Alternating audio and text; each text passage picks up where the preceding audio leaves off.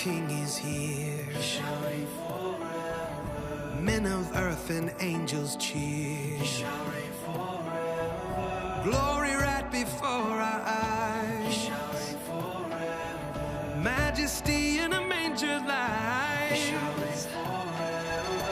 Joy to the world, to the world. The Lord is come. Joy to the world, to the world. God sent His Son. Go tell the world, tell the world, tell everyone. Joy to the world, to the world. The Lord is come. After yung lahat na yun na napahiya sila, tiwala lang sila sa Panginoon. At dahil sa pagtitiwala nila sa Panginoon, bumagsak yung pader, bumagsak yung problema nila. At ngayon, pwede nilang pasukin ngayon. Na-imagine nyo ba, yung pader, batong ngayon buhangin na gumuguho. Buhangin na siya, bumababa na siya, bumabagsak na siya. Kasi sumunod sila sa Panginoon. Rely sila sa promise ng Panginoon.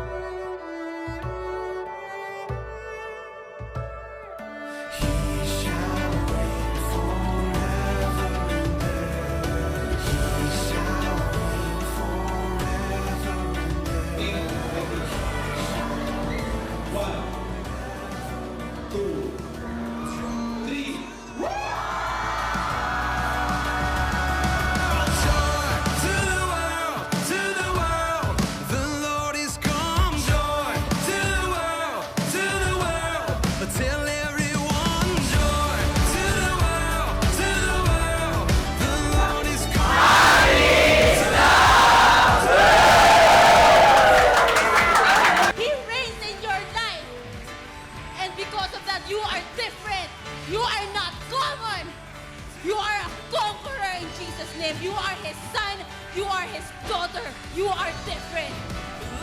The true meaning of Christmas is not just a simple celebration. It is about the birth of Jesus Christ. Our sons and daughters! Yay! Merry Christmas! Maligayang Pasko! We love Jesus!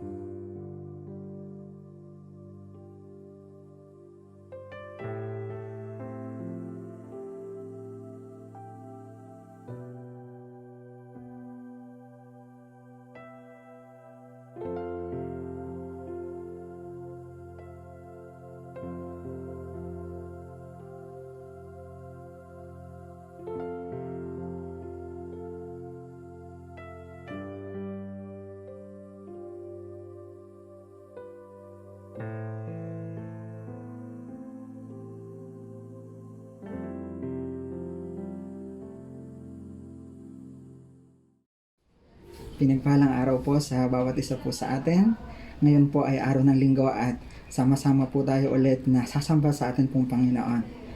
Kung tayo po ay may mga kasama sa atin pong tahanan, mga kapamilya, mga kaibigan po, pwede po natin silang batiin ng isang magandang umaga. Good morning po. Kunin po natin yung ating pong mga Bible at buksan po natin sa Book of Psalms, chapter 46, verses 1 to 7. Sa Book of Psalms, chapter 46, verses 1 to 7. Kung nakita na po natin, sabay-sabay po natin basahin. Babasahin ko po sa New Living Translation. Verse 1, God is our refuge and strength, always ready to help in times of trouble. So we will not fear when earthquakes come, and the mountains crumble into the sea. Let the oceans roar and foam, let the mountains tremble as the waters surge. A river brings joy to the city of our God, the sacred home of the Most High. God dwells in that city. It cannot be destroyed. From the very break of day, God will protect it. The nations are in chaos, and their kingdoms crumble. God's voice thunders, and the earth melts. The Lord of heaven's armies is here among us. The God of Israel is our fortress. Tayo po ay manalangin. Panginoong Diyos, banal at makapangyarihan sa lahat, purihin po kayo. Itinataas po namin ang inyong pong pangalan sa amin pong pagsamba sa araw na ito. Salamat po sa pagkakataon na ibinigay niyo po minsan pa sa bawat isa po sa amin upang kahit sa ganitong paraan, Panginoon, kami ay magkasama-sama, makapagpuri, makaawit, makapalakpak ng aming kamay, makasamba sa dakilang pangalan ng aming Diyos na buhay. Salamat po sa biyaya niyo po sa amin ng buhay. Salamat po sa patuloy na pag-iingat. Salamat po sa patuloy mong pagliligtas, Panginoon, sa amin pong mga buhay. Sinabi niyo po sa inyong mga salita na kung sino man ang nagtitiwala sa inyo ay hindi mapapahamak. Salamat po sa kasiguruhan po na ito sa pamamagitan po ng inyong mga salita. Sa amin pong pagsamba sa umagang ito, walang iba na maitaas, walang iba na maparangalan, kundi ang pangalan lang ng aming Diyos. Patuloy na makatagpo ka namin sa amin pong pagsamba sa araw na ito. Patuloy mag-minister po kayo sa buhay ng bawat isa po sa amin. Yung may mga karamdaman ay makaranas po ng kagalingan. Yung may mga problema, kabigatan sa buhay, magkaroon po, Panginoon, ng kapayapaan. Dalangin ko po ang katugunan sa bawat panalangin ay dumating, Panginoon. Sa amin pong pagtitiwala sa inyo, alam po namin na hindi mo kami pababayaan. Maraming salamat po, Panginoong Diyos. Kinikilala po namin kayo bilang aming Panginoon at karapat-dapat po masambahin. We also pray, Lord, sa mga first-timers po na nakasama po at makasama po namin sa pagsamba na ito. Makatagpo nyo rin po sila. Salamat po. Purihin po kayo. Ito po ang aming dalangin sa pangalan ng Panginoong Hesus. Amen. So, tayo po ay pumalakpak ng ating kamay. Tayo po ay magalak sa ating pong pagsamba at sama-sama po natin katagpuan ng ating Diyos. God bless po. Isang pinagpalang umaga pong muli sa bawat isa po sa atin. Muli po tayong umawit ng papuri pagsamba sa ating pong Panginoon. Hallelujah! I was going down, thought it was for the count. Then I found your love. I have wandered off, thought I have gone too far. But then I found your love. The fear I used to know can't stop me anymore. 'Cause I found your love. When I feel alone, I have a place to go. 'Cause I found your love. Great was the debt of sin. Grace brought me back again. Now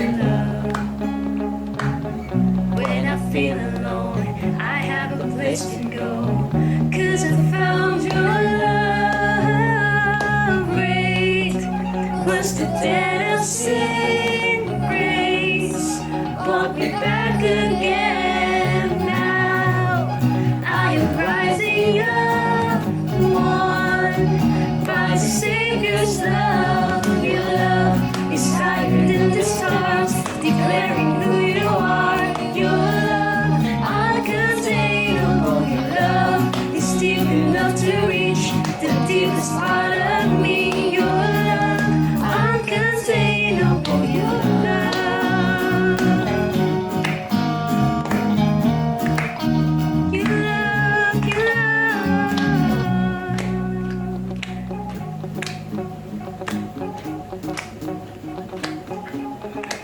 Sing nothing. Nothing, no nothing contains your love. Nothing, no nothing can change your love.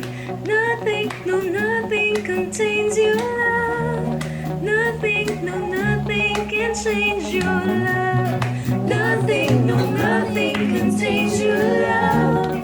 Nothing, no nothing can change your love. Nothing, no nothing contains your love. Nothing, no nothing can change your love. It's higher than the stars, declaring who you are. Your love, uncontainable. Your love is deep enough to reach the deepest part of me. Your love, uncontainable. Your love is higher than the stars, declaring who you are. Your love, uncontainable. Your love is deep enough to reach the deepest part of me. Your love, uncontainable. Your love, nothing, no nothing contains your love. Nothing, no nothing can change your love. Nothing, no nothing contains your love. Nothing, no nothing can change your love.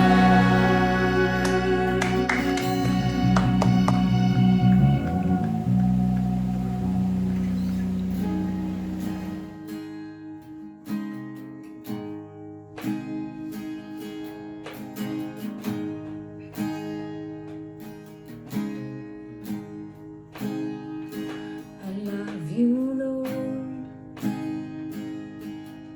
for your mercy never fails me. And all my days I've been held in your hands. From the moment that I wake up until I lay my head, oh, I will sing of the goodness of God. 'Cause all my life you have been faithful. And all my life you have been so, so good.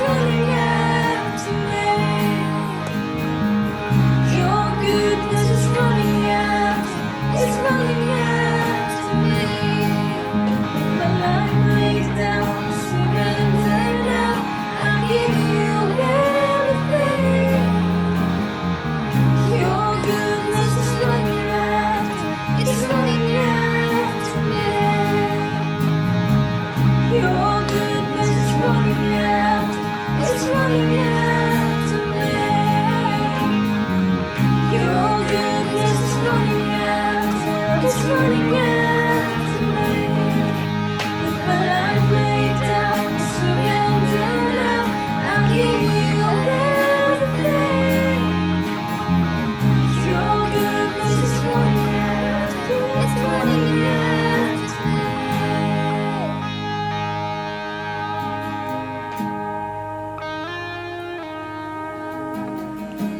So my life you have been faithful. So my life you have been so good. With every breath that I am able, oh, I'm gonna sing of the goodness of God. I'm gonna sing, I'm gonna sing.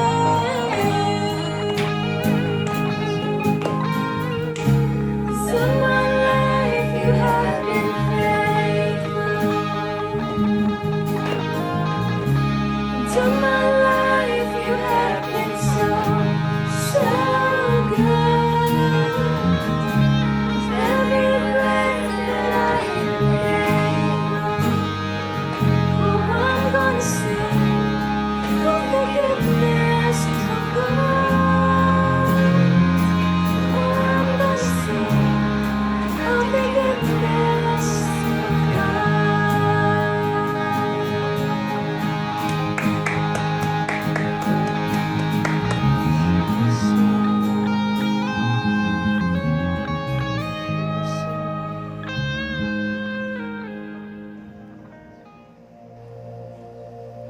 Tunay po ang pag-ibig mo, Diyos, ay dakila, wagas, at higit sa lahat, Panginoon.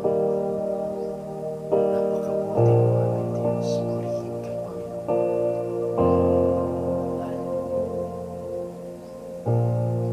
Amazing love that welcomes me, the kindness of mercy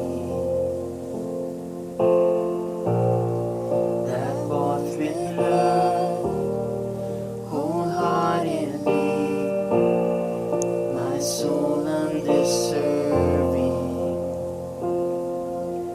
God, you're so good. Oh God, you're so good. God, you're so good. You're so good to me. The cross, age to age, and I will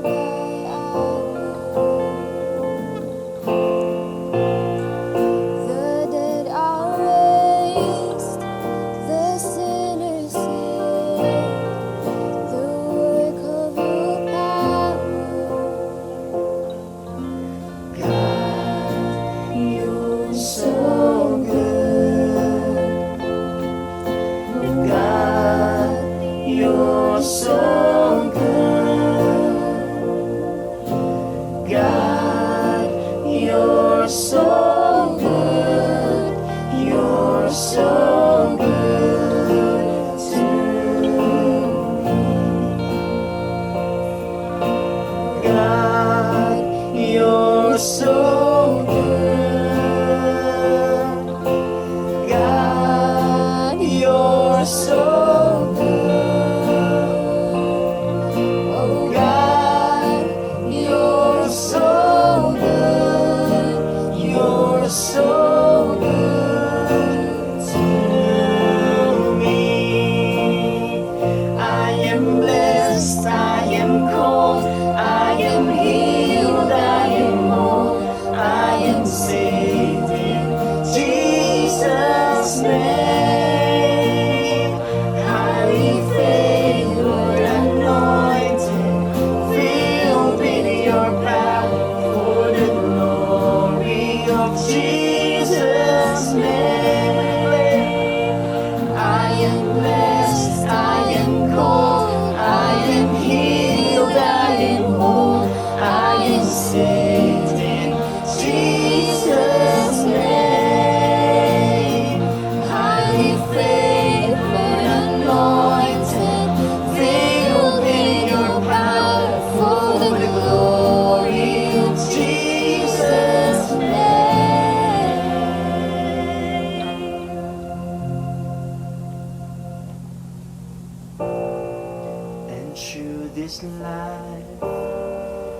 suffering, Lord, I will remember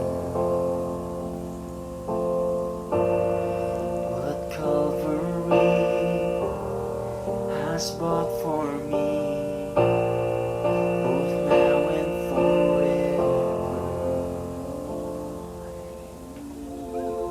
Sing it.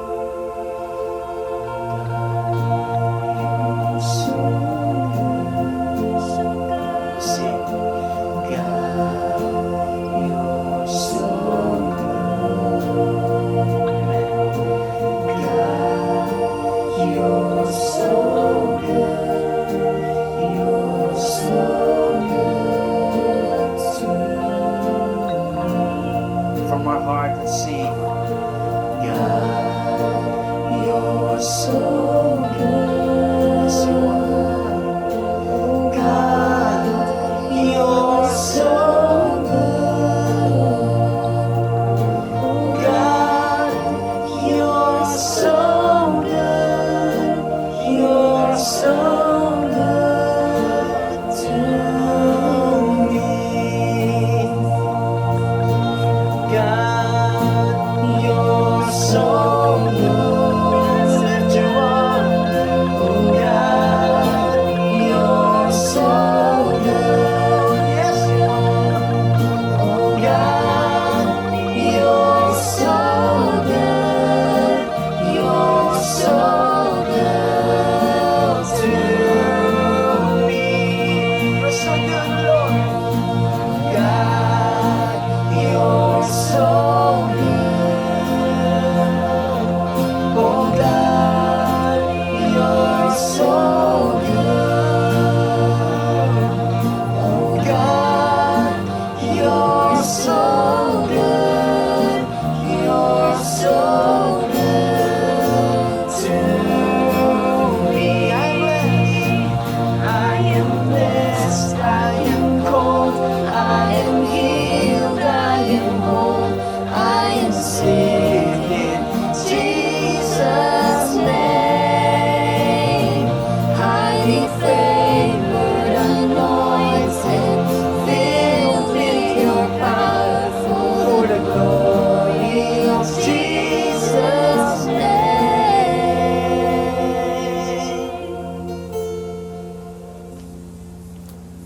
God, you're so good. You are good, Lord.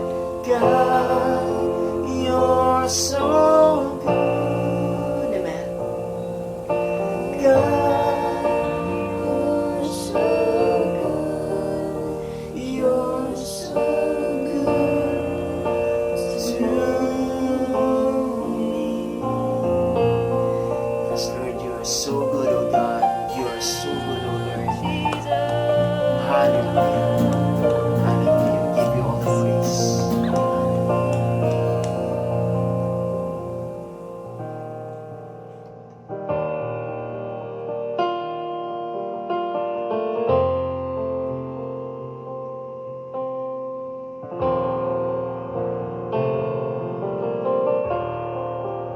Magandang araw sa ating lahat. Araw uli ng linggo. Araw ng pagsamba sa Diyos. Ito yung pinakamahalagang activity ng isang taong may pananampalataya sa Panginoon. Siya ay makasamba sa Panginoon. Sa pagsamba natin sa Diyos, dito dumarating yung iba't ibang uri ng pagpapala na kailangan natin sa isang mapayapa, sa isang maayos, sa isang masiglang pamumuhay. Sa araw na ito ng ating pagsamba, nais kong bumasa ng ating pinaka-text dun sa ating pag-aaralan na salita ng Diyos. Sa Aklat ng Gawa 24:25, Acts 24:25, as Paul talked about righteousness, self-control, and the judgment to come, Felix was afraid and said, "That's enough for now. You may leave when I find it convenient." Bago tayo magpatuloy sa ating pag-aaral ng salita ng Diyos, tayo manalangin saglit. Panginoon, inilalapit po namin ang araw na ito ng aming pagsamba. Pangunahin niyo po kami at patnubayan sa aming pakikinig ng iyong salita, na magtaglay ng kapangyarihan at liwanag ang mga salita na ipapahayag sa araw na ito, na makakatulong sa uri ng buhay namin at sa aming pagpapatuloy sa aming pananampalataya. Pagpalain niyo nga po yung bawat isang makikinig ng iyong salita. Hinihiling namin ito sa pangalan ni Jesus. Amen. Ang ating topic ay self-control of the believer. Self-control. Yung salitang control, ito yung pamamahala. So yung salitang self-control ay pwede natin gawing self-government o kaya sabihin natin self-government o pamamahala ng isang tao sa kanyang sarili. Ngayon, bawat tao ay unique. May kanya-kanya tayong kahinaan at kalakasan. Magkakaiba tayo ng kahinaan. Magkakaiba rin tayo ng kalakasan. At pagdating doon sa salitang self-control, ang ating area ng struggle sa self-control ay yung ating weakness. At doon sa area naman ng ating strength, ay dito tayo merong kakayanan na magpigil sa sarili. Yamang madali lamang sa atin na gawin yung area na yon. At napakahalaga ng salitang self-control. May mga believer na kaya napipigilan ang lubos ang pagpapala ng Diyos para sa kanyang buhay ay dahil sa meron lamang kahinaan. At kuminsan pagka pinansin natin, hindi lang natin iniisip na yung mga ginagawa natin na kawalan ng pagpipigil sa sarili ay nakakaapekto sa ating katawan, nakakaapekto sa ating kaluluwa, sa ating espiritu, nakakaapekto sa ating pananampalataya. Meron tayong mga tao na nananalig sa Panginoon. Binabanggit na itinalagay niya ang kanyang sarili upang sumunod sa salita ng Panginoon. Siya nagde-devotion, siya nag-worship, siya nagpe-pray, meron siyang ministry, kaya lamang may iba't ibang mga weakness, yung iba't ibang mga believer, yung iba ang weakness ay lust, iba ang weakness ay yung bang pagkain, iba naman ay kawalan ng control doon sa area ng pananalapi. Meron niya akong isang narinig na bakit hindi siya napagpapala ng Panginoon financially. Gayon tapat naman siya sa pagkakaloob ng kanyang tithes and offering. Kaya lamang nung suriin ang kanyang paraan ng pamumuhay, hindi siya mahusay, mamahala ng pera. Meron siyang impulse doon sa paggastos. At binanggit na yun ang kadahilanan kung bakit binibigyan na siya ng Panginoon ng maraming pagpapala tungkol sa pera, pero dahil sa hindi siya marunong mamahala ng pera, dahil sa wala siyang kontrol sa paggastos, hindi nagawa ng Diyos na paunlarin ang kanyang buhay. Kasama yung self-control doon sa paggamit ng pera. Sa iba naman, pagkain. Meron niya na mga believer na alam niyang bawal ang kumain ng ganung uri ng pagkain dahil sa iti makakasama sa kanya. Pero hindi pa rin tumitigil. At pagka nakasakit, balik uli sa doktor. At yung doktor magpapayo ulit ng the same na payo na bawal ito, bawal yon. Pero dahil sa wala siyang self-control sa pagkain, ay paulit-ulit lamang yung kanyang karamdaman. Pero ang sabi, ipinagpe-pray niya na si pagalingin ng Lord. Kaya lamang meron naman siyang area ng pagsuway dun sa batas ng pagkain. So nakikita lang natin na meron ding weakness. Iba't iba yung ating mga kahinaan. Yung iba naman, ang area ng weakness ay emotion. Yung kanyang anger. Kung minsan ay yung iba naman, ang kanyang weakness ay pagiging masamain ng loob. Kapag kayo nang umiral sa kanya, apektado na siya, hindi niya mapigilan ng kanyang sarili. Yung iba naman ay yung worry. Merong mga taong warrior. Nagpe-pray naman, nagbabasa rin ng Bible, pero pag dumating na yung areas ng worry, hindi na niya makontrol ang kanyang sarili. So nakikita lang natin itong mga iba't ibang area na ito na kailangan ng self-control kapag ka hindi nagawa ang pagtatagumpay doon sa areas na yon, merong area ng blessing ng Lord na hindi niya lubusang mararanasan o kaya merong apekto to sa kanyang pananampalataya. Meron ding ang iba'y apekto doon sa kanyang ginagawang paglilingkod sa Panginoon. Ngayon, kailan magsisimula ang self-control? At ito yung una nating titingnan doon sa ating talata. May 3 binanggit si Pablo nung siya nangangaral tungkol sa paghahari ng Diyos at tungkol sa Panginoong Hesukristo doon sa aklat ng Acts chapter 24. May binanggit doon sa verses 24 to 25. Kunin ko saglit yung verse 24. Several days later, Felix came with his wife Drusilla, who was Jewish. He sent for Paul and listened to him as he spoke about faith in Christ Jesus.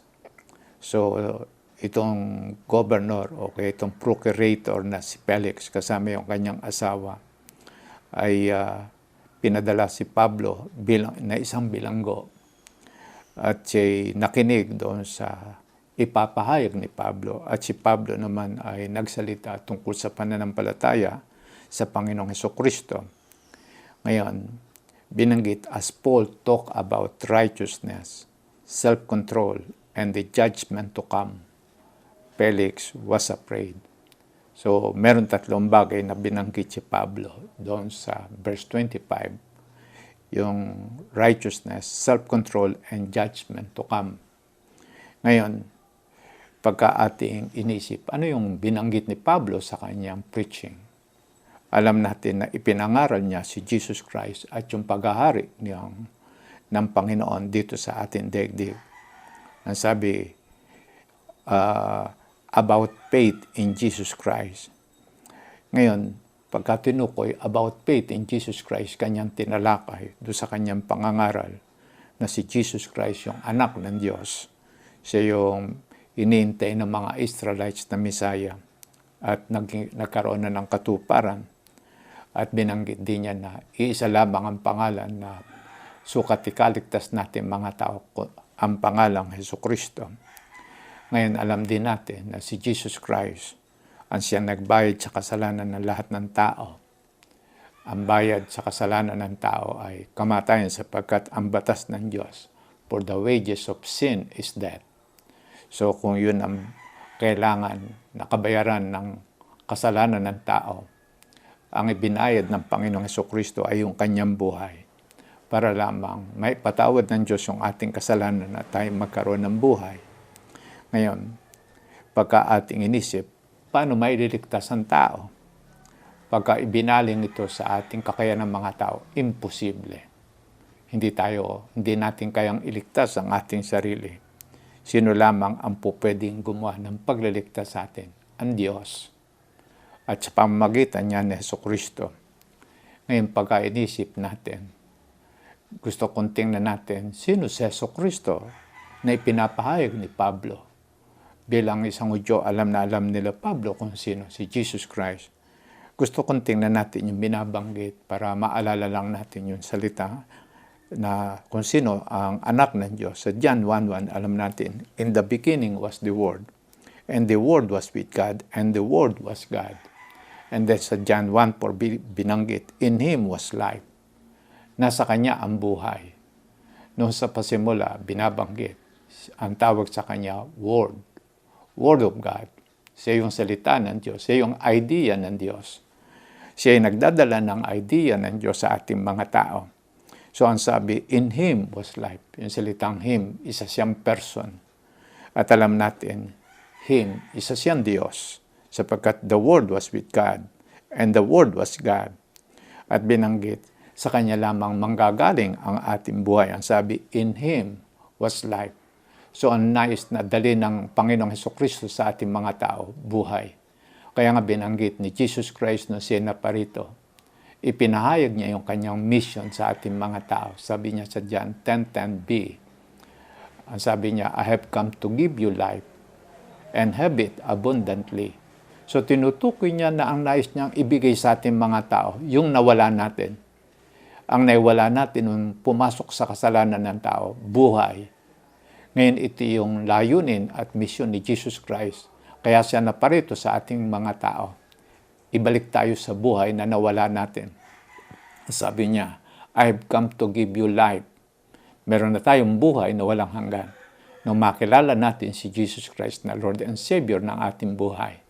At ito yung binabanggit nating katatagan ng ating pagtitiwala sa Panginoon. Na anuman ang mangyari sa ating buhay sa daigdig nito, meron na tayong eternal life. Ang sabi ni Jesus Christ, I have come to give you life. Life that is abundant. So anong klaseng buhay ang nais niyang ibigay sa atin? Isang masaganang klase ng buhay, walang kulang na buhay, isang kumpletong buhay ang nais na ipagkaloob sa atin ng Panginoon. Ngayon, binanggit doon sa John 1:14, the Word became flesh and made His dwelling among us. Ang sabi, we have seen His glory, the glory of the one and only Son who came from the Father, full of grace and truth. Ang sabi, ang salita, nagkatawan tao. Bakit nais kong balikan natin ang bagay nito? Upang makita lang natin na si Jesus Christ ay dati siya espiritu pero nagkatawan tao. Ang sabi, the Word became flesh. At alam natin kung sino siya si Jesus Christ. At siya ay nakihalong kasama natin mga tao. At ang sabi nga ay nila John, yung sumulat nitong Book of John, ang sabi niya, we have seen His glory, nakita namin kung sino siya, yung kanyang taglay na katangian, yung kanyang pagsasalita, yung kanyang paggawa ng mga milagro at kababalagan, yung nagpapatunay kung sino siya. Ang sabi niya, ito yung totoong anak ng Diyos, siya galing sa Ama. At ano yung kanyang dinadala sa ating mga tao? Full of grace and truth. Ang sabi niya, ano yung dala niya? Ano yung taglay ng Panginoong Hesukristo nung siya naparito? Biyaya ng Diyos. Full of grace. Puno-puno siya ng biyaya para sa ating mga tao. And truth at katotohanan. And then doon sa verse 16, John 1:16, out of His fullness of grace, we have all received grace in place of grace already given. Doon sa isang salin ay binanggit, mula sa kanyang kapuspusan ng biyaya, tayo tumatanggap ng isang pagpapala at patuloy na pagpapala. Pagkaraan mong tanggapin yung pagpapatawad ng kasalanan, may kasunod pa yon. Iba't iba ng klaseng pagpapala ng Panginoon. Pagkaraan patawarin tayo sa ating kasalanan, isinunod ng Panginoon. Ang sabi ay nilinis niya yung ating puso. Pagkaraan linisin yung ating puso, ipinagkaloob sa atin ang kaloob na Holy Spirit. At kasunod pang pagpapala noon, itinatag na tayo anak na ng Diyos. At binanggit na sa pagiging anak ng Diyos, tayo ngayon ay taga-kingdom of God na. At tayo ngayon ay mga anak na ng Diyos na naririto sa ating daigdig. So nakita lang natin, isang biyaya at may kasunod uling biyaya, pero sa ibang salita, isang pagpapala at may kasunod ng iba't iba pang pagpapala at hindi titigil yung pagpapalang yun ng Lord. Every time na tayo lalapit sa Panginoon, every time na tayo sasamba sa Diyos, every time na tayo mananalangin, merong inilalaan na pagpapala ang Diyos sa bawat isa sa atin. Marahil iti panibagong sigla ng buhay. Marahil iti katugunan doon sa ating pangangailangan sa physical na buhay o kaya pag-aayos ng ating isipan o paglalagay ng kapayapaan sa ating puso o pag-aalis ng duda sa ating pananampalataya. Iba't iba yung uri ng pagpapalang inilalaan ng Diyos. Lumapit lamang tayo sa Panginoon. Meron na siyang nakalaan na pagpapala. Bakit? Sapagkat siya puno ng biyaya. Ano yung dala niya? Biyaya. Lalapit ka. Ano makukuha mo sa Panginoon? Biyaya. Sabi niya, full of grace and truth. Ngayon, pagka pinansin natin, ipinapangaral ni Pablo, nung siya nagdadala ng salita kala Felix, ano yung kanyang dadalhin? Yung pananampalataya kay Jesucristo. At kapag pananampalataya, kailangan ng repentance. Magre-repent. At pagka binanggit yung salitang repent, sa Greek word ay metanoia, change of mind, magbabago ng isip. Ano yung pagbabago ng isip? Na naisin na niyang iwanan ang maruming pamumuhay. Sino inaasahan niyang magbabago sa kanya? Ang Panginoon.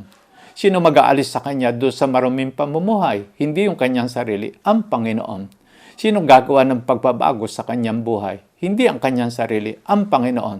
Ang kanya lamang bahagi ay repentance. Magnais lamang siyang magbago ng kanyang kalalagayan sa buhay. Magnais lamang siyang luminis sa kanyang pamumuhay. Magnais lamang siyang magkaroon ng bagong uri ng buhay. Ibibigay ito sa kanya ng Panginoon.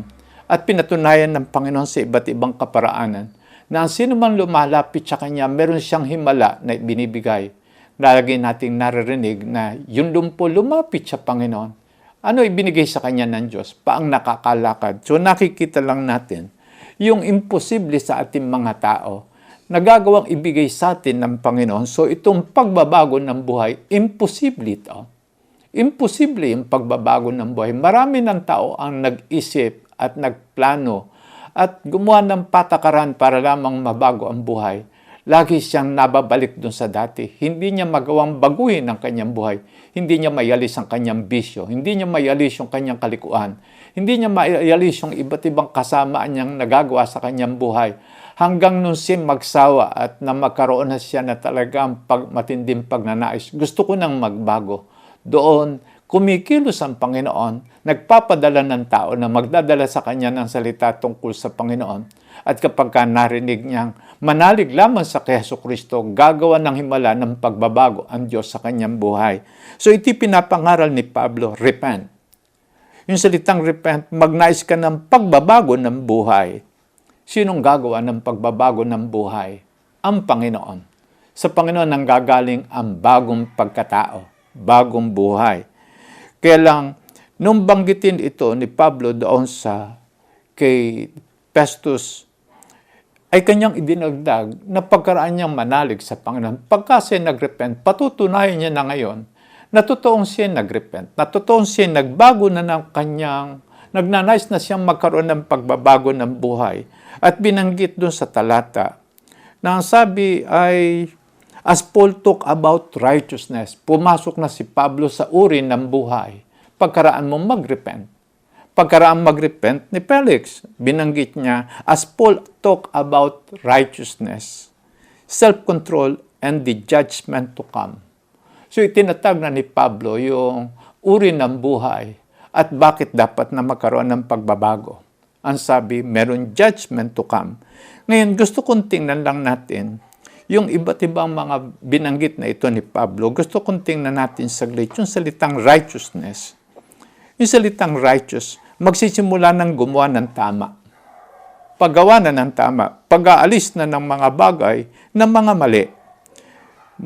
Yung pag-aalis ng lahat ng mali sa ating isip, sa ating puso, sa ating kilos, sa ating galaw, sa ating pakikitungo, sa ating gawain. Marahil ay pag-aalis ng mali sa hindi na tayo papayag dun sa mga maling hikayat ng kaibigan. Pag-aalis ng mali o kaya hindi tama doon sa ating pinupuntahan, sa ating pinanunood, sa ating pinakikinggan, ano na ipapalit natin? Yung tama. Yung tama. Yung salitang righteous. Mamuhay na tayo sa pagiging matwid. O kaya, mamuhay ng may katwiran na yung ating buhay. At ano yung tama? Ang tama ay salita ng Diyos. Ang sabi nga si Jesus Christ ay naparito, ano ang kanyang dadalhin? Biyaya ng pagpapatawad sa kasalanan. At ano pa kasunod? Truth. Yung salita ng Diyos ay katotohanan. At ito yung tama. At ito yung ipapalit na natin doon sa lahat ng mali na ginagawa natin. At itatatag na natin sa paraan ng pamumuhay, ang tama ay si Jesus Christ. Ang tamang uri ng pagsasalita, pamumuhay at pakikitungo. Ano yung tama? Yung salita ng Panginoon. Ano yung dapat na batas na ating gagamitin? Yung utos na ng Panginoon. So, itinatatag na ni Pablo do sa kanyang pagtuturo na pagkaraang magsisi, magpapatotoo na yung ating pagbabago. Gagawa na tayo ngayon ng tama. Iiwanan na natin ngayon yung hindi tama. Lahat ng hindi tama sa ating buhay. Aalisin na natin ito sa ating katauhan. Bakit? Meron nang ibinigay na bago ang Panginoon. Ngayon, gusto kong puntahan yung pangalawa na binanggit ni Pablo, self-control. Sa nagsisimula sa pananampalataya, binabanggit. Itatatag mo na ngayon. mula ron sa araw na narinig natin ang mabuting balita tungkol kay Jesucristo, magsisimula na tayo magpigil sa sarili. Ano yung tinutukoy natin? Self-control. Merong nakasanayan yung datihan natin pagkatao. Yun, meron nang nakasanayan tayong bisyo o kaya paraan ng pagsasalita, pakikitungo, o kaya yung ating emotional make-up, o kaya yung ating thought pattern, o kaya yung ating mga pinupuntahan, o kaya yung dati nating ginagawa. At kapag ito ay pumapasok sa ating isip, at para tayong hinihikayat na bumalik doon, ang atin na ngayong gagawin ay pipigilan na natin yung ating sarili. Ito yung tinatawag na nating self-control. Dahil sa tayo nagpasya ng mamumuhay sa bagong pamumuhay, pipigilan na natin, hindi na tayo babalik doon sa marumi at makasalanang pamumuhay. Ngayon, ang ating laman ay nagnanais pa rin sa dating buhay. Yung demon spirit magsasalita sa ating isip na bumalik ka, gawin mo ito. Para bang yung isang kapatiran na nakausap ko noon, na siya dating nagmamadyong, at sabi niya, pagkaraan niya manampalataya sa Panginoon ay yung kanya nang tinalikuran yung pagmamadyong. Kaya naman binanggit niya na noong bago siya nakakilala sa Panginoon ko, minsan 2 araw, 3 araw siyang walang tigil doon sa pagmamadyong. At binanggit niya na marinig lamang niya kalansing ng pitsa, yung bang sa madyong. Sabi niya, para bang merong galaw sa kanya, para bang may kapangyarihang hinahatak siyang lumapit doon sa nagmamadyong at pagkatapos ay sumali. At ang kanyang ginagawa, pinipigilan niya ang kanyang sarili na sa halip na si lumapit doon sa naririnig niyang kalansing ng pitsa, si lumalayo. Yun ang tinatawag natin pagpipigil sa sarili. Iba naman na mga lalaki, ang bisyo ay kalaswano, kaya yung bang iba't ibang mga bisyo. Kapag nakita niya yung kanyang mga kabarkadang umiinom, ano yung kanyang gagawin? Lilis na siya. Bakit? Alam niyang siya yayayain nito at sasabihin lamang isang lagok lang. Pero alam na niya na ito ay maaring magsimula na siyang bumalik ulit sa dati. So yung pagpipigil sa sarili ay isa itong kailangan nating gawin para wag tayong maibalik doon sa dati nating pamumuhay na pinalaya na tayo ng Panginoon. Ngayon, pagka ating pinansin yung salitang self-control, binanggit na ang true self-control ay hindi ito yung control o pamamahala ng ating buhay sa pamamagitan ng ating sarili. Hindi sarili natin ang mamamahala sa ating buhay. Hindi ito. Kapag ito yung ating tinignan na tayo ang mamamahala sa pagpigil lamang na ating sarili, merong panahon o kaya kagipitan o kaya tayo ay mabibigla na magagawa natin yung dati nating pinipigilan sa ating buhay, maaring iti galit. Yung bang impulse, o kaya yung bang bigla, o kaya biglang may nangyaring pangyayari at tayo na bigla. Iba ay pinipigilan ng huwag magmura, kaya lamang kapag nasobrahan ng galit ay nagmumura pa rin. So nakita lang natin, kapag ang inasahan lang nating magpipigil sa ating sarili ay yung ating sarili, mabibigo tayo. Another na tinutukoy natin, yung true self-control ay hindi ito yung bang pinipigilan mo yung iba. Nang hindi mo pinipigilan ang iyong sarili. Ang pagsisimula ng pagpigil o kaya pagturo o kaya pagtulong sa iba para magkaroon ng self-control, tayo muna ang magtagumpay sa self-control. Iba hindi pa siya nagtatagumpay sa pagpigil sa kanyang sarili, sa kanyang self-control. Marahil ang area ng self-control ay anger. Yung iba niyang area ng self-control ay lust. Ang problema niya sa kanyang buhay, sa kanyang pananampalataya, yung iba't ibang area. Kapag hindi pa natin ito napagtatagumpayan, nahihirapan nating turuan o kaya pigilan yung iba. Pero ang uulitin ko, yung true self-control, ang uunahin nating pagtagumpayan na magpigil ay yung ating sarili. Kaya lamang kapag meron kasi sa ating mas madali, supilin yung iba, nang hindi natin sinusupil ang ating sarili. Nakita ba natin ngayon yung ating dilemma sa ating paglaban sa COVID-19? Yung sumusupil na tagapamahala, hindi sinusupil ang sarili. Ibig sabihin ay bawal mo na yung bang pagsasama-sama, yung big crowd gathering.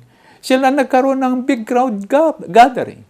Yung nanunupil, ayaw supilin ang kanilang sarili. Hindi nila masupil ang sarili. Sila yung namamahala, sila yung dapat magpatupad. Hindi nila tinutupad sa kanilang sarili yung bang ginagawa nilang pagsupil sa iba. At nakita lang natin, nagiging issue ito. Nawawala sila ng authority para sumupil ng iba. So, gayon din sa Christian life. Kapag meron tayong nakikita sa ating sarili na hindi pa natin nasusupil, nagkakaroon ng apekto sa ating authority na magpigil din sa iba, na supilin ng iba, i-control ang iba. So kung nakikita natin ginamit na issue sa ating gobyerno, yung ilang mga tagapamahalan natin na hindi naging maayos, bagamat sa ngayon ay iniimbestigahan pa ito para malaman yung katotohanan tungkol sa kanilang ginawa. Pero meron ng issue. Ibig sabihin yung issue na yon ay nag-aalis na o kaya nagbabawas na ng kanilang kakayanan sa pamamahala ng pagsupil sa iba. So, gayon din sa atin. Ngayon, ano yung totoong self-control? Ang true self-control ay control ng buhay. Pinipigilan natin yung ating buhay upang ilagay natin sa pamamahala ng kapangyarihan ng Panginoon. O kaya pinipigilan natin ang ating sarili at ating binabanggit na ang Holy Spirit mag-take control ng ating buhay. Nagsisimula lamang tayong magpasya. Ang tulong ay manggagaling sa Holy Spirit. Ngayon, puntahan ko yung pangatlong bagay na binanggit ni Pablo. Ang sabi, meron tayong dapat na gumawa na ng tama. After na tayo manalig kay Jesucristo, gagawa na tayo ng tama ngayon. Yung ipinagagawa ng Diyos na tama, atin na ngayong gagawin. And then, sa panahon na ginagawa na natin ng tama, meron mga pagkakataon na maaring may mangyari sa atin na yung ating weakness ilalantad.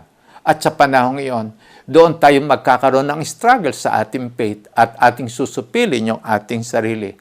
At alam din natin na yung pag hindi natin napigilan yung ating sarili sa pagkakataong iyon, merong apekto doon sa ating pagpapatuloy sa pananampalataya. May apekto to sa ating maturity.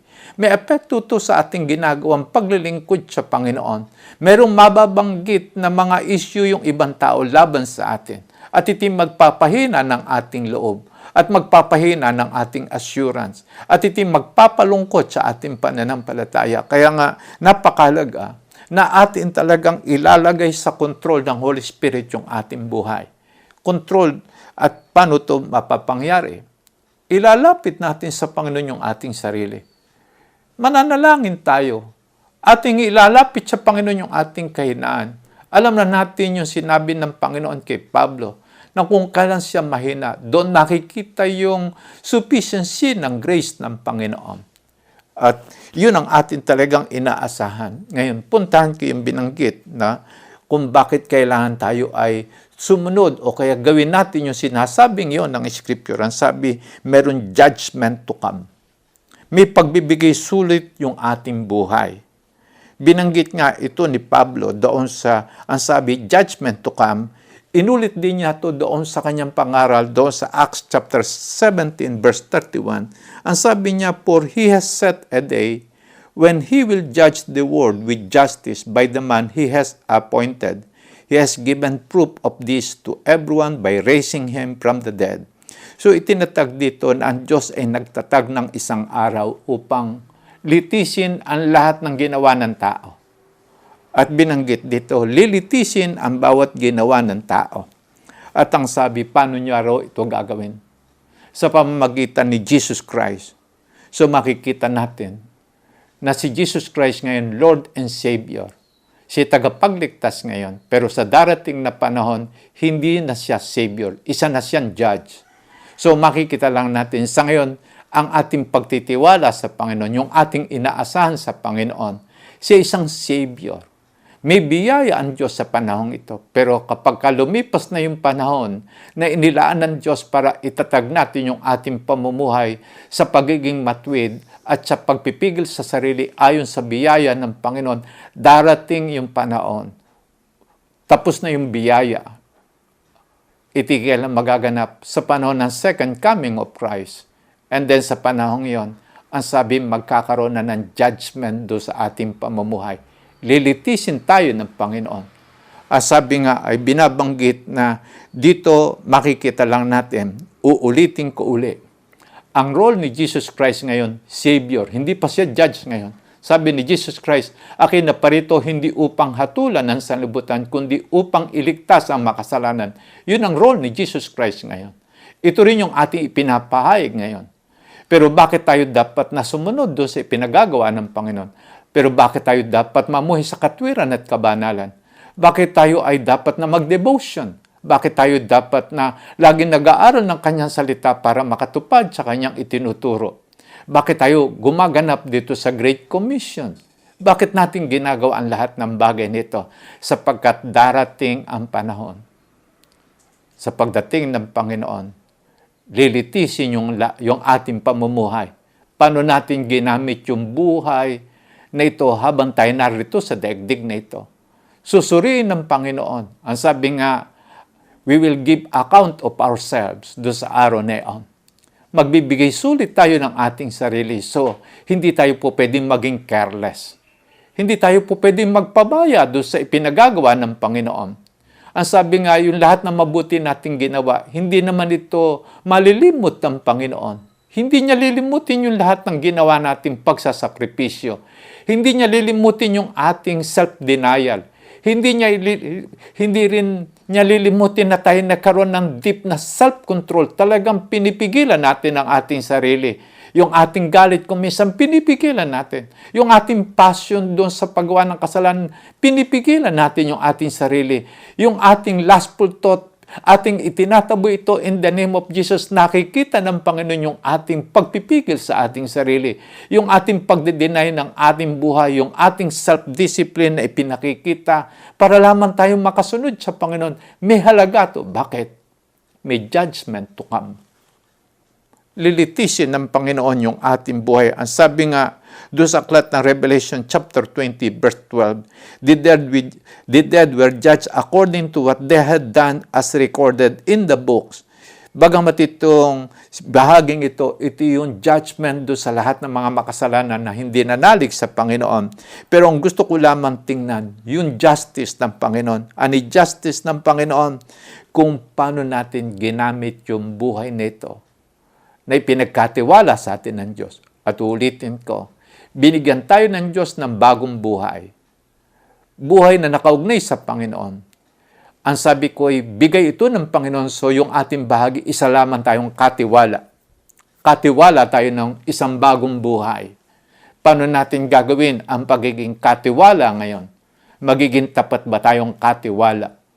At yung tapat na katiwala, kanyang inaalam yung lahat ng batas ng nagkatiwala sa kanya. Yung lahat ng pamantayan, yung values nito, yung culture nito, anong uri ng buhay.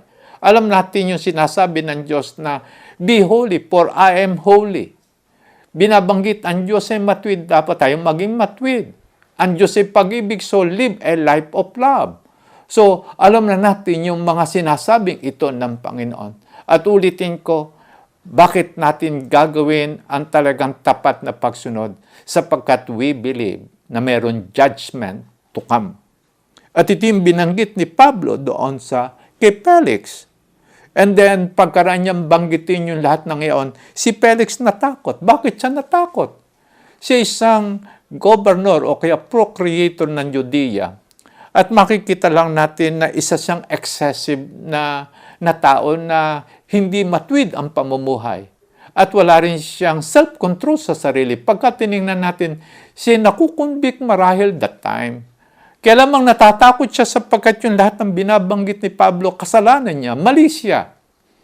Mali siya. Bakit? Hindi matwid ang kanyang pamamahala. Pangalawa, wala siyang self-control.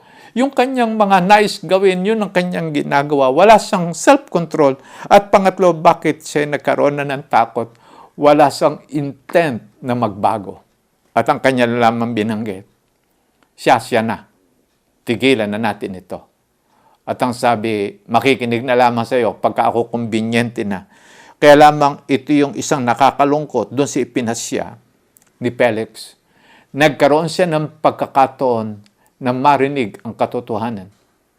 Nagkaroon siya ng pagkakataon na i-convict siya ng Holy Spirit tungkol sa kanyang ginagawang mali. Binigyan na siya ng Diyos ng pagkakataon na magkaroon ng pagbabago. Nakatagpo niya yung lingkod ng Panginoon. kumikilos ang Holy Spirit that time. Nagkaroon na siya ng pagkakataon talaga na ano ba yung kanyang ipapasya ngayon? Tatanggapin ba niya yung alok ng Diyos sa kanya? Pagbabago ng buhay. Ano yung pagbabago na ng buhay? Gagawa na siya ng tama. Magkakaroon na siya ng self-control. Pagbabago na ng buhay. Inaalok siya ng Diyos ngayon. Kaya naman tinanggihan niya yung pagkakataong iyon. Hindi niya pinahalagahan yung ipinangangaral sa kanya ni Pablo. At gayon din ang maaaring mangyari sa atin. Habang tayo nakikinig ngayon, binibigyan tayo ng Diyos ngayon ng pagkakataong mag-isip. Anong area ng ating buhay ang wala sa tama?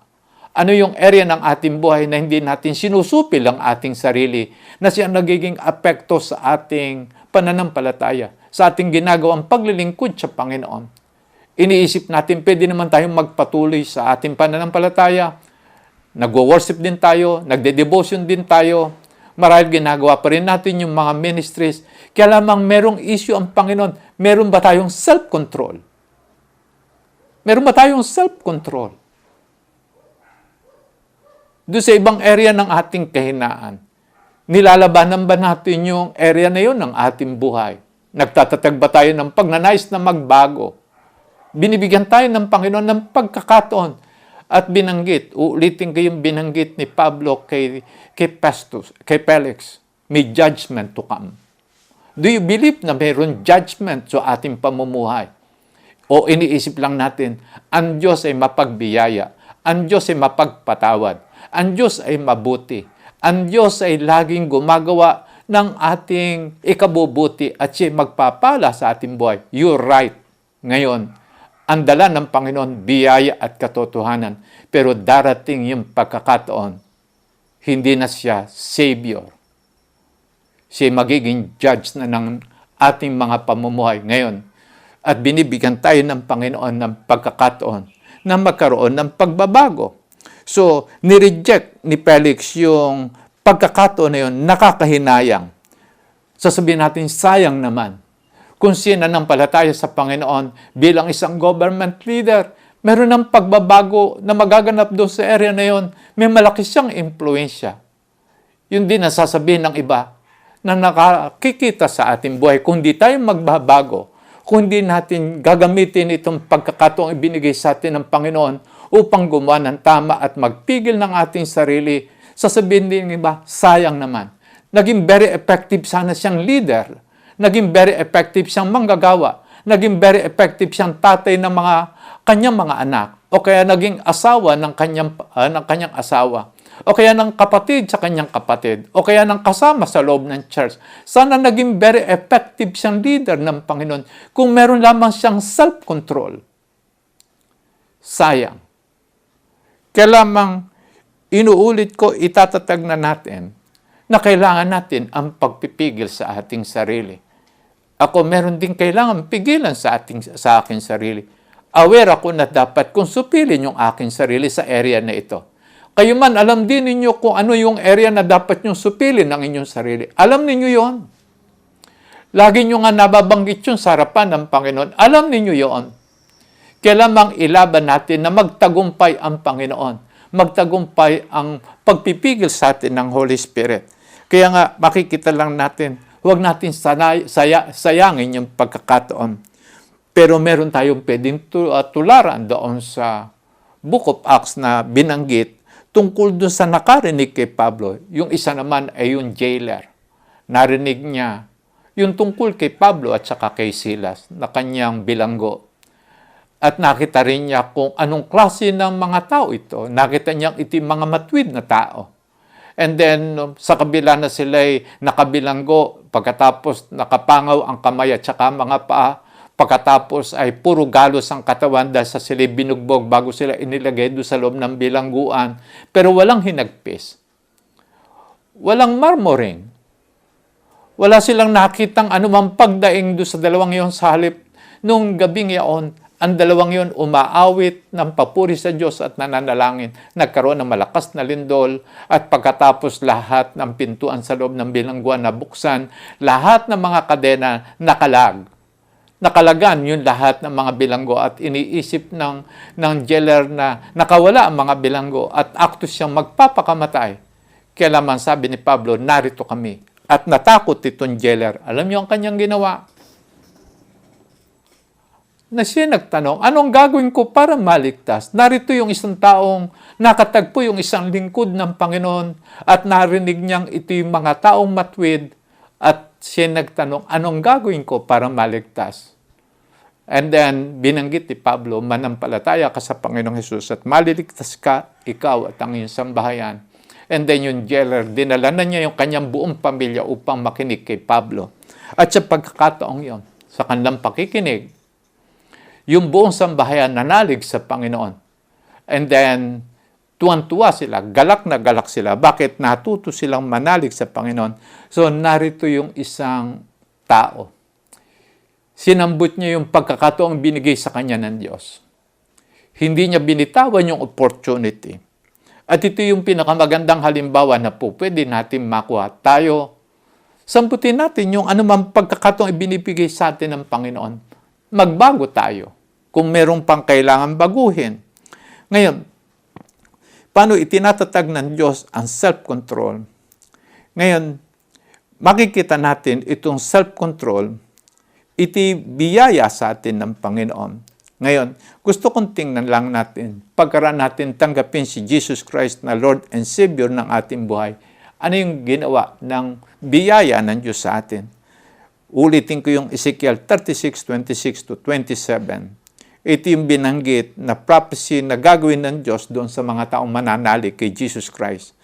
I will give you a new heart and put a new spirit in you.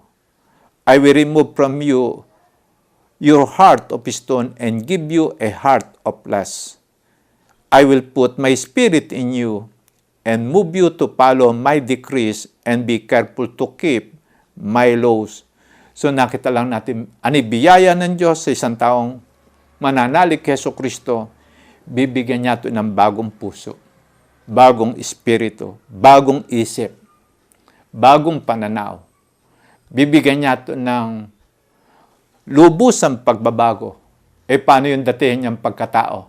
Ang sabi, aalisin ko na yung kanyang pusong bato at papalitan ko na ito ng isang pusong laman, yung bang sensitive na ngayon doon sa salita ng Panginoon, yung tatanggap na ngayon ng salita ng Diyos, and then, I will put my spirit. Ibibigay niya sa atin yung Holy Spirit. Ano gagawin ng Holy Spirit? Ang sabi niya, siya yung kikilos sa ating loob upang magnais tayong magbasa ng Bible, upang magnais tayong mag-worship, upang magnais tayong sumunod doon sa pinagagawa ng Panginoon. Ang sabi nga ay yung Holy Spirit to move you to follow my decrees and be careful to keep my laws.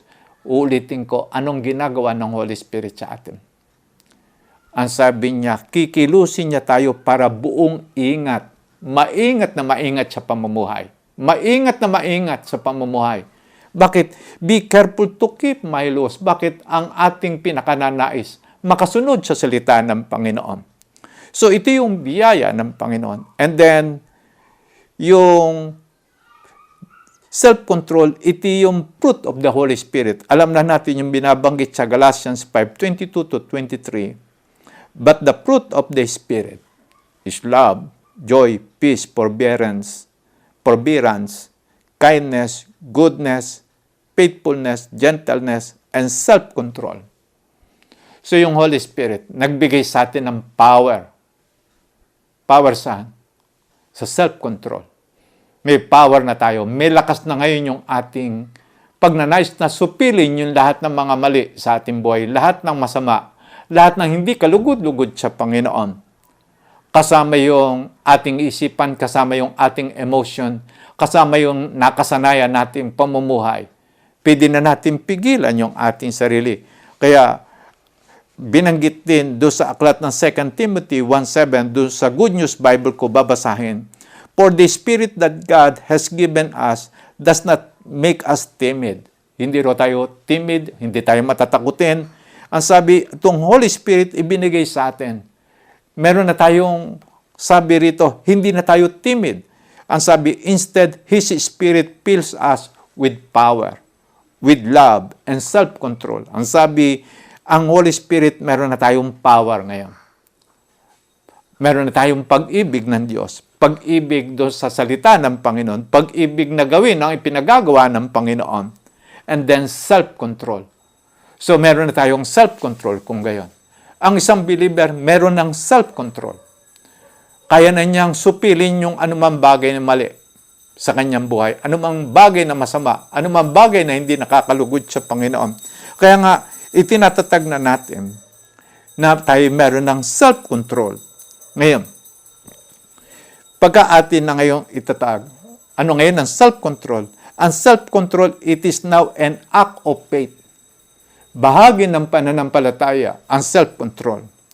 At kapag tayo ay hindi nagpigil ng ating sarili, iti breach o kaya pagbibitray ng ating pananampalataya. Uulitin ko uli, self-control, it is an act of faith. Akto ito ng pananampalataya, bunga ito ng Espiritu Santo. Kilos ito ng Holy Spirit sa atin. Ang atin lamang i-activate faith, pananampalataya. Kaya ko itinatatag, bahagi ng ating pananampalataya ang self-control. At ano yung self-control? It is control of self. At papalitan ko ng konting word yung salitang self-control, it is management of self. Bilang lingkod ng Panginoong Hesukristo, tayo lingkod na magiging i-manage natin yung ating sarili. Self-control. Ngayon, alam na natin yung salitang control ay ginagamit sa management. Pamamahala. Ano yung management? Ito rin yung pamamahala. Pag ginamit natin sa ating sarili, yung salitang control o yung management, ito yung pagpaplano, pag-organize, pagbibigay ng direction at pagpipigil o kaya control. Ninanais natin ilagay sa ayos. Yung salitang control, paglalagay sa ayos ng lahat ng bagay. So, yung self-control natin, ito yung management ng sarili. Ngayon, itatatag na natin, bakit natin ito gagawin? Tayo mga anak na ng Diyos. Binigyan tayo ng Diyos ng pamamahala.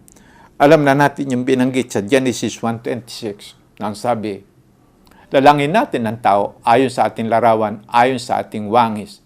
And then binanggit, let them have dominion. Let them have rule. Let them have authority. So binanggit na tayo tagapamahala. At ang una natin pamamahalaan sarili natin. Yung buhay ba natin? Napapamahalaan nung nagbigay ng pamamahala. At ulitin ko uli yung statement na yun. Nung sabihin ng Diyos, let them have dominion. May pinanggalingan yung ating dominion. May nagbigay sa atin ng dominion.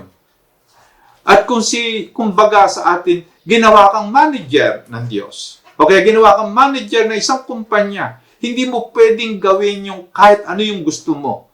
Kung ano yung nais mong gawin doon sa pamamahala mo, hindi pwedeng gawin. Merong policies doon.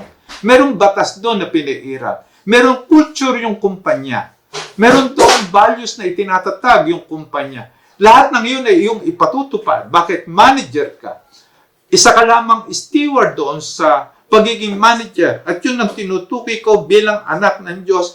Tayo mga manager ng Diyos. Tayo mga steward ng buhay natin at steward ng pagpapatupad ng kanyang lahat ng nais gawin dito sa daigdig na ito.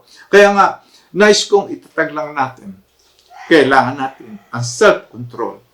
Ngayon, yung prinsipyo ng self-control, pagka napigilan natin ang ating sarili, magiging matagumpay yung control ng Holy Spirit sa ating buhay. So, self-controlled by the Holy Spirit. Ulitin ko yung statement na yun. Ipinasa natin yung control sa Holy Spirit. So, magtatatagumpay tayo sa pagpigil ng ating sarili. Ano yung prinsipyo para tayo makontrol ng Holy Spirit? Number 1, the moment na isinurrender natin ang buhay kay Kristo, nakapangako na tayo ng self-control. Inilipat na natin ang control ng buhay natin sa Holy Spirit. Remember, kailan binanggit ni Pablo yung salitang righteousness, self-control at the beginning ng pagkilala kay Jesus Christ. So, the moment na isurrender natin ang buhay kay Jesus Christ, nakapangako na tayo na atin na ngayong susupilin ang ating sarili upang makapamahala ang Panginoon sa ating buhay. Self-control. Pangalawa, yung awareness natin na tayo anak ng Diyos. At tayo merong ama. Sino yung ating ama? Yung Diyos. Siya yung source ng ating buhay. At nais natin irespeto yung ating tatay na Diyos. Igalang natin yung kanyang idea. Igalang natin, irespect natin yung kanyang salita.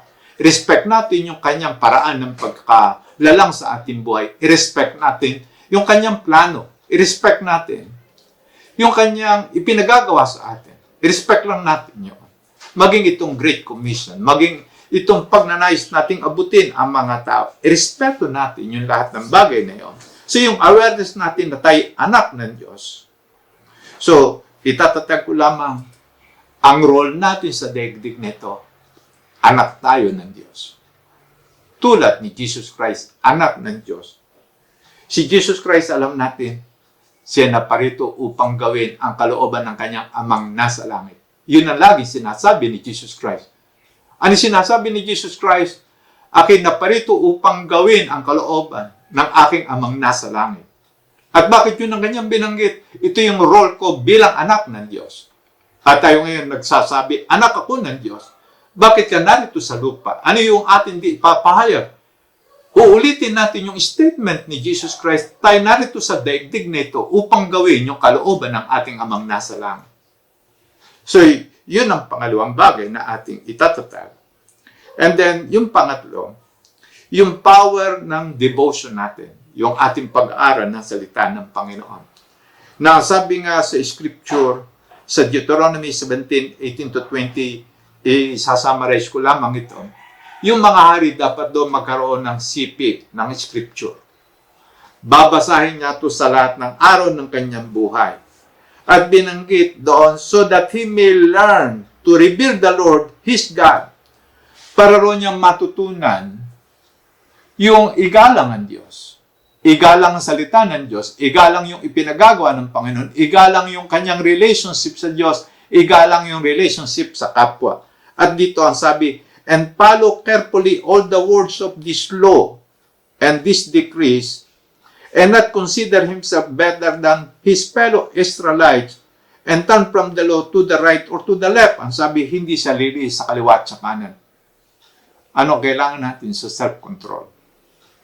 Kailangan natin lagi nagbabasa ng scripture, nagme-meditate, at ang ating attitude, susunod tayo. Every time na makikita ng Holy Spirit ang ating attitude, susunod, meron na kagad tayong power. Saan nanggagaling ang power para sumunod? Holy Spirit. Bakit?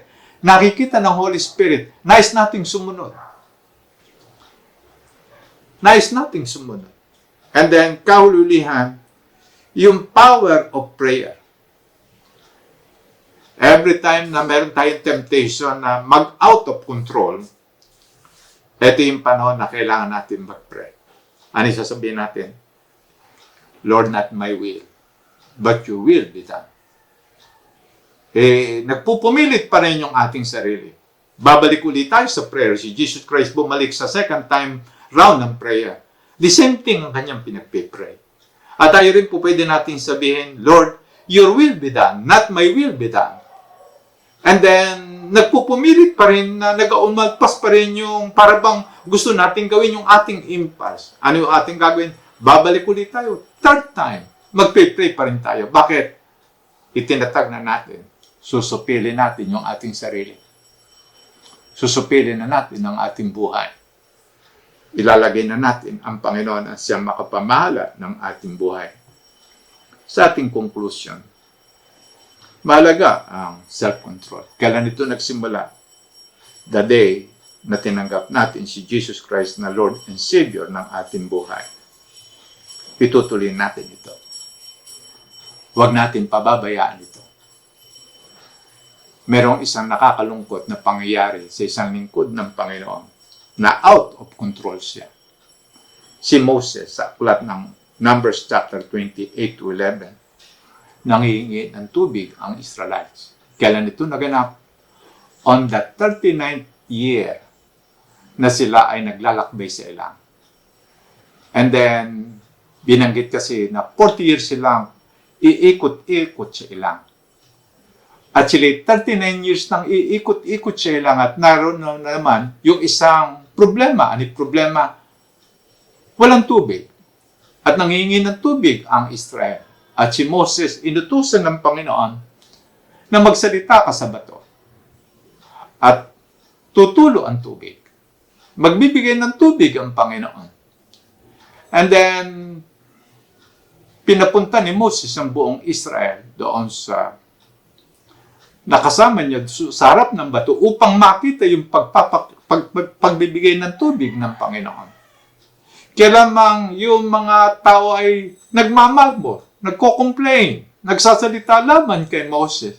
At si Moses nagalit. At ang sabi sa kanyang galit, instead na siya magsalita sa bato, hinampas niya ng 2 beses ang bato at binanggit sa Book of Corinth na yung batong yun, si Jesus Christ. Ang sabi ng Panginoon, magsasalita ka lamang doon sa bato. Huwag mo nga hampasin. Kaya lamang hinampas niya. Bakit niya hinampas? Nawala siya sa kontrol. Meron bang consequence? Meron. Ang sabi ng Panginoon, dahil sa hindi mo iginalam yung aking salita sa harapan ng mga tao. Hindi mo ko itinatag yung kabanalan ko sa harapan ng mga tao. Ano yung kabanalan? Yung salita ko ang dapat na mangyari. Hindi yung ginawa mo. And then sabi ng Panginoon, hindi ka papasok sa lupang pangako. Bagamat alam natin, doon sa panahon ni Jesus Christ sa Transfiguration, naroon si Moses, papasok siya doon sa langit.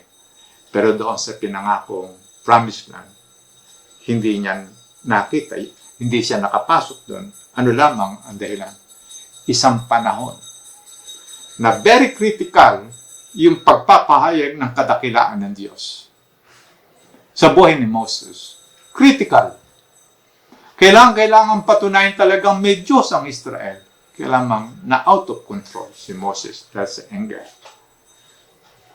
So, kailangan natin ituloy yung ating self-control. Kailangan, yung pangalawa,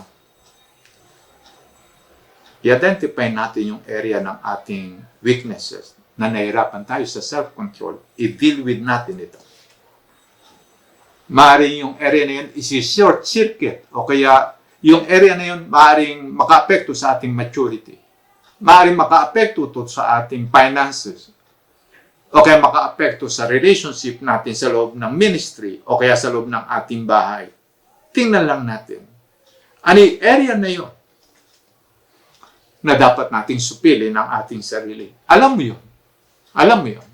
Ang Holy Spirit nagsasabi na sa atin noon pa, supilin mo ang iyong sarili. This time, binibigyan tayo ng Diyos ng power upang pigilan ang ating sarili. Yung pangatlo, ating ipahayag yung pagnanais natin is na pigilan ang ating sarili at ating ipahayag, susunod tayo sa Panginoon tulad ng ginawa ni Jesus Christ. Nung siya ay nababagabag bago siya ipako sa krus, siya nag-pray. Ano yung kanyang kahilingan? Lord, your will be done, not my will be done. Second time na prayer, Lord, your will be done, not my will be done. Kaya lamang hindi pa rin natatapos, talagang seryoso si Jesus Christ na supilin ang kanyang sarili. Nag-pray pa siya. So alam niya ang lakas na pinanggagalingan para magkaroon ng self-control ang Diyos, ang Holy Spirit. Alam niya. Ano lamang kailangan gawin? Prayer. Kanina binanggit ko sa 2 Timothy 1:7, ipinagkaloob sa atin ng Holy Spirit to give us power, to give us love, to give us self-control. So, nakita lang natin yung kakayanan ng Holy Spirit na yun. And then, yung pang-apat, yung self-control, ito yung malapit sa self-denial. Pagdi-deny na ng ating sarili. Gustong-gusto man natin gawin, sasabihin lang natin, hindi ko na gagawin. Alang-alang sa Panginoon. Para sa Panginoon ito, alang-alang ito sa Panginoon. Para bang susupilin mo na ngayon ang iyong pagkain. Bakit? Gusto kong magkaroon ng healthy body. Susupilin ko na ngayon ang paggamit ng aking time. Akin na ngayon susuriin yung aking pinanunood, yung aking pinakikinggan. Akin na ngayon pipigilan yung aking emotion. Pipigilan ko na ngayon yung aking isip na kapag mayroong ganito nangyari, nagwo-worry. Ano man yung weakness natin na nahirapan tayo, this time isurrender natin ito sa Panginoon. This time isurrender natin yung area na yon na nahirapan tayong magpigil sa ating sarili.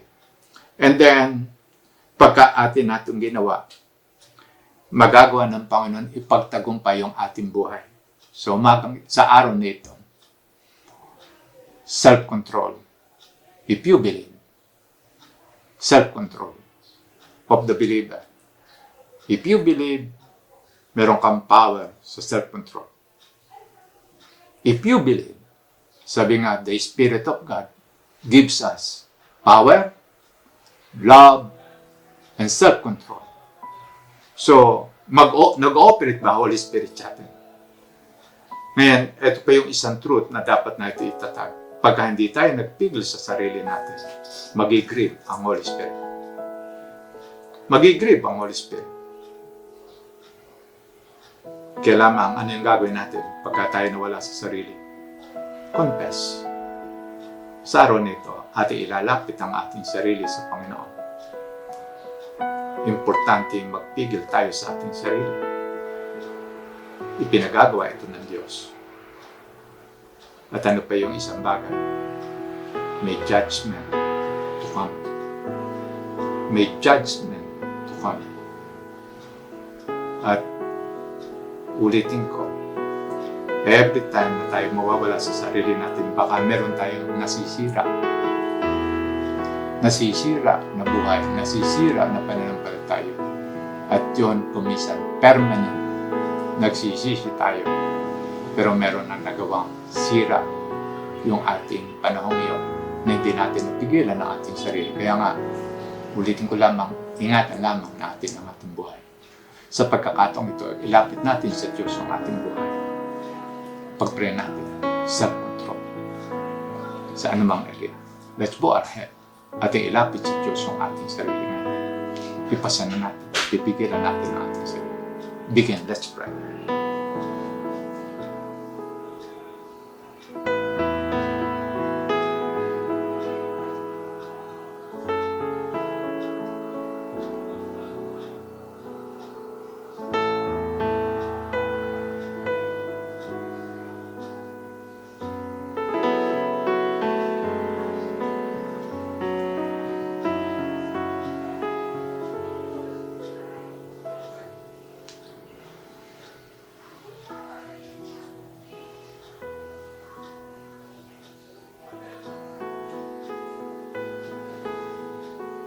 Lord, amin po inilalapit yung aming buhay.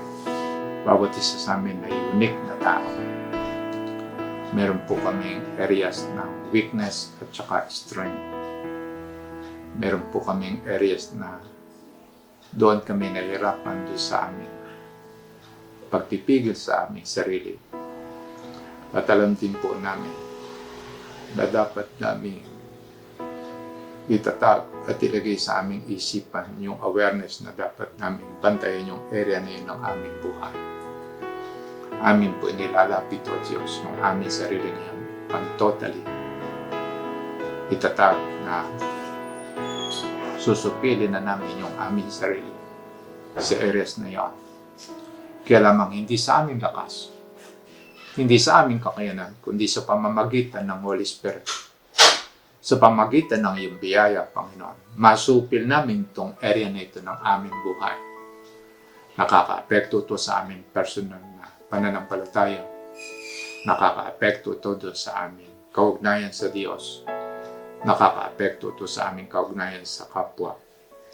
Nakaka-apekto ito sa aming effectiveness sa ministry. Ipatawad niyo po ito, Panginoon. Linisin niyo po kami. At hiniling po namin. Bigyan niyo kami ng tagumpay sa areas na ito ng aming buhay. Pagpalain mo nga ang bawat isang nakikinig. At amin din naman pong inilalapit sa inyo ngayon. Yung mga kapatiran na meron pong pangangailangan. Bigyan niyo po sila ng katugunan sa kanilang pong kahilingan. Amin din po inilalapit yung bawat kapatiran na may karamdaman at yung nire-represent nilang tao. At sa pangalan ni Jesus, pagalingin niyo sila, Panginoon. Nilalapit din namin yung mga kapatiran na nagnanais bumalik sa inyo, Panginoon. At aming pundalangin, pagkalooban niyo sila ng katiyakang pinatawad na sila sa lahat ng kanilang kasalanan at sila'y tinanggap na uli. At amin po inilalapit yung bawat kahilingan niyo ng mga kapatiran. Bigyan niyo po ito ng katugunan. Amin po inilalapit ang iyong pong pagpapala sa bawat isang nakarinig ng mensahe nito. Pagpalain niyo sila, Lord, sa pangalan ni Jesus. Amen. Sa pagkakataong ito naman, meron bang sa unang pagkakataon na kasama natin dito sa online worship, narinig natin na si Jesus Christ ay naparito upang tubusin tayo sa ating kasalanan. Ang kanyang nais ay iligtas tayo sa kasalanan at pagkalooban tayo ng buhay na walang hanggan. Manalig lang tayo sa Panginoong Kristo. Yun lamang kanyang pinagagawa. At paano natin gagawin ang pagtanggap sa pagliligtas ng Panginoon? Simple lamang.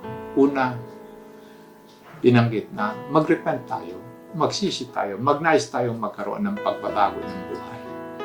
Pangalawa, kilalanin natin na si Jesus lamang ang Panginoon at tagapagligtas. Siya yung ating kailangan. Siya yung lumutas ng ating problema sa kasalanan. Yung pangatlo, atin na ngayon tatanggapin si Jesus Christ na Lord and Savior ng ating buhay. At pangapat, pagtitiwala na siya ay papasok na sa ating buhay upang maging Panginoon na ng ating buhay. Pwede ka bang sumunod sa prayer? Sumunod ka sa prayer. Panginoon, sumunod ka sa Panginoon, inilalapit ko po yung aking buhay.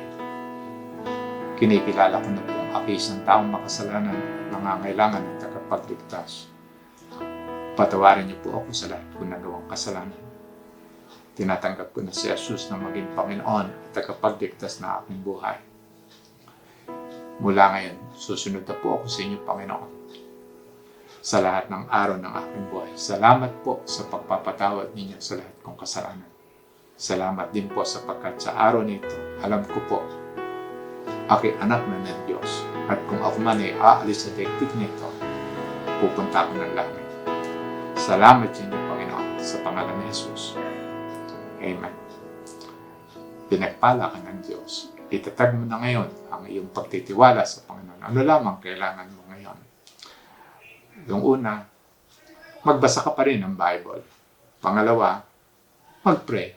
Pangatlo, sumama rito sa online worship. Pangapat, kung meron kang kasama sa bahay na yung nananalig sa Panginoon, magnais ka na kumontak o kaya pakibanggit mo na gusto mo nang magpatuloy upang magpatuloy sa pananampalataya at humingi ka ng tulong sa Kanya. Yun lang, pagpalain ka ng Panginoon.